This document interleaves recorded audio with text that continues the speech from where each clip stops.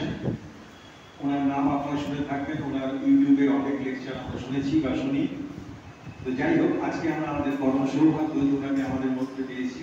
ওনার কাছ থেকে আজকে আমরা যে গুরু পূর্ণিমার যে মাহাত্ম, তার মহিমা শুনবো এবং আমাদের অনুরোধ করবো সেটা বলার জন্য। নমস্কার।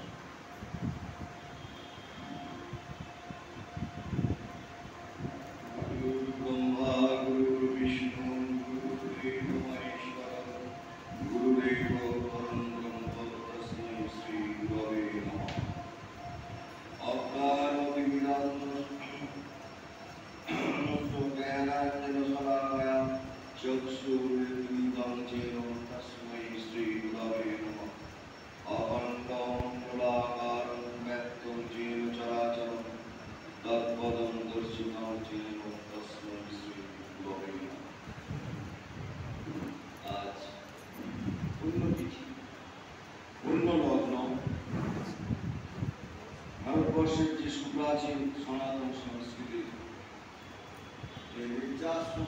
এক অপর উত্তরাধিকার, সেই শ্রেষ্ঠ উত্তরাধিকার হচ্ছে গুরু।